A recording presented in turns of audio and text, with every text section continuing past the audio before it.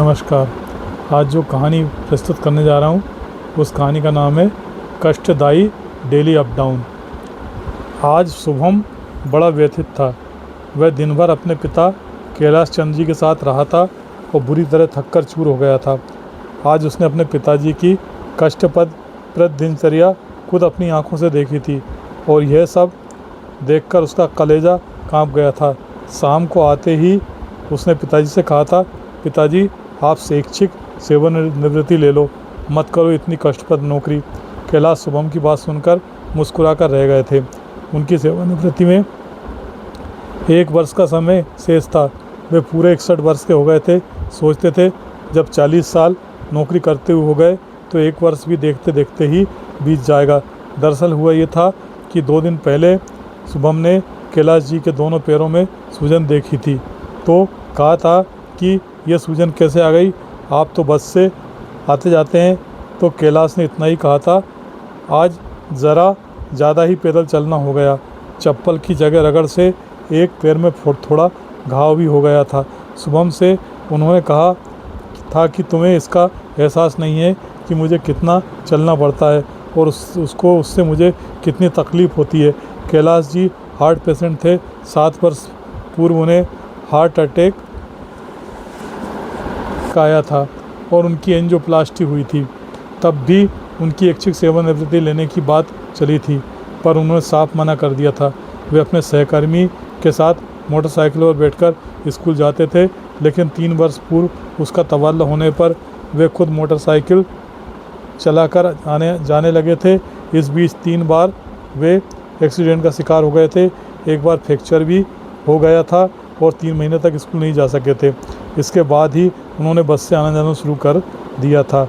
आज शुभम भी उनके साथ गया था, ये देखने के लिए कि पिताजी को आखिर किस तरह के कष्ट उठाने पड़ते हैं। इसके लिए आज उसे पिताजी के साथ ही सुबह 6 बजे उठना पड़ा था। इसके बाद पिताजी के साथ ही वो भी ठीक 8:15 बजे पैदल ही बस स्टॉप की ओर चल पड़ा था। बस स्टॉप 1 किलोमीटर दूर था। ठीक 8:40 पर बस आ गई थी। बस ठसाठस भरी हुई थी। पिताजी को पूरे 27 किलोमीटर का सफ़र उसमें तय करना था। बस के गेट के पायदान पर खड़े होने की थोड़ी सी जगह उन्हें मिली थी। शुभम भी उनकी बगल में खड़ा हो गया था। आगे जो भी स्टॉप आता था उस पर 2 सवारी उतरती और 4 सवार हो जाती। धक्का खाते हुए कैलाश और सुभाष पायदान से ऊपर बस में आ गए थे। सीट उन्हें अब भी नहीं मिली थी। आगे एक स्टॉपेज पर कैलाश जी के पास की एक सीट खाली हुई वे उस पर बैठ पाते, इसके पहले एक युवक ने फुर्ती से उस पर कब्जा कर लिया और सीट पर जमकर बैठ गया। शुभम की उस युवक से काफ़ी बहस हुई। उसने यह भी कहा कि ये बुज़ुर्ग हैं, हार्ट पेशेंट हैं, इनके पाँव में तकलीफ़ है, पर वो फिर भी टस से मस नहीं हुआ। पूरे 15 किलोमीटर का सफ़र कैलाश जी और शुभम ने बस में खड़े होकर किया, जिसमें आधा घंटा खर्च हो गया। ड्राइवर रफ ड्राइविंग कर रहा था। अगर संभल कर नहीं रहो तो गिरने की या टकराने की पूरी संभावना रहती थी। इसके बाद बस की भीड़ कम होना शुरू हुई। तब कहीं उनको सीट नसीब हुई। फिर 12 किलोमीटर का सफ़र उन्होंने सीट पर बैठकर किया। पूरे 1 घंटे में बस उनके गंतव्य तक पहुंची। वहां से पिताजी पैदल चल पड़े। शुभम ने पूछा, कितनी दूर जाना है? उन्होंने कहा, पूरे 3 किलोमीटर। वे 10:25 पर स्कूल पहुंचे। कोई और शिक्षक आया नहीं था, बच्चे आ चुके थे। उन्होंने अकेले प्रार्थना कराई। उसके आधा घंटे बाद एक शिक्षक आए। 2 मैडम स्कूटी से 12 बजे आईं, 1 मैडम 1 बजे आईं। कैलाश जी मध्याह्न भोजन की व्यवस्था देखने लग गए तो सब्जी उन्हें गुणवत्तापूर्ण नहीं लगी। वे उसे रिजेक्टर स्वयं बाजार से ताज़ी सब्जी लाए। इसके बाद सरकारी कागजात तैयार करने लगे। कार्यालयीन कार्य के बाद कक्षाओं में गए। 1 घंटे तक कक्षाओं में बच्चों को पढ़ाया, फिर मध्याह्न भोजन कराया। जो मैडम 12 बजे आई थी वह गपशप करती रहीं और 2:30 बजे चली गईं। जो शिक्षक 11:30 बजे आए थे वे 3:30 बजे रुके, फिर वे भी चले गए। जो मैडम 1 बजे आई थी वह 2 बजे तक स्टाफ रूम के कोने में बैठकर मोबाइल पर बातें करती रहीं और 2 बजे बोली, सर मैं जा रही हूँ, और वह भी उपस्थिति रजिस्टर में दस्तखत करके चली गईं। कैलाश जी इस बीच डाक तैयार कर 2 किलोमीटर दूर पैदल संकुल केंद्र गए। वहाँ से 3:30 बजे फिर स्कूल आए। उनके आते ही वह सर स्कूल का छोड़कर चले गए।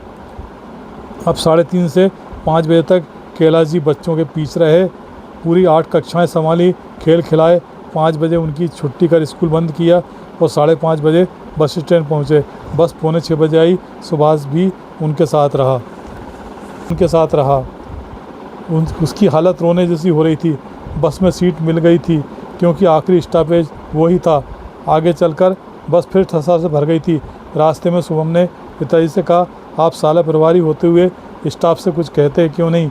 वे बोले, ये सब प्रभावशाली हैं। इसके पूर्व जो साला प्रभारी थे उन्होंने इन पर अंकुश लगाने की कोशिश की थी, तो इन सब ने साजिश रचकर उन्हें सस्पेंड करा दिया था। बेटा 1 वर्ष की नौकरी और बची है, इसमें धब्बा नहीं लगवाना चाहता। और वैसे भी वो मैडम जो 1 घंटे के लिए स्कूल आई थी, उनका प्रमोशन हो गया है। यहाँ भी नहीं पढ़ाया, वहाँ भी नहीं पढ़ाएंगी। शुभम बोला, आपका प्रमोशन नहीं हुआ? कैलाश बोले, अब प्रमोशन की चाह नहीं रही, अब तो रिटायरमेंट का इंतज़ार है। शुभम और कैलाश शाम को 7:15 बजे घर पहुँचे थे। तभी से शुभम अपने पिता की कष्टप्रद दिनचर्या देखकर व्यथित था।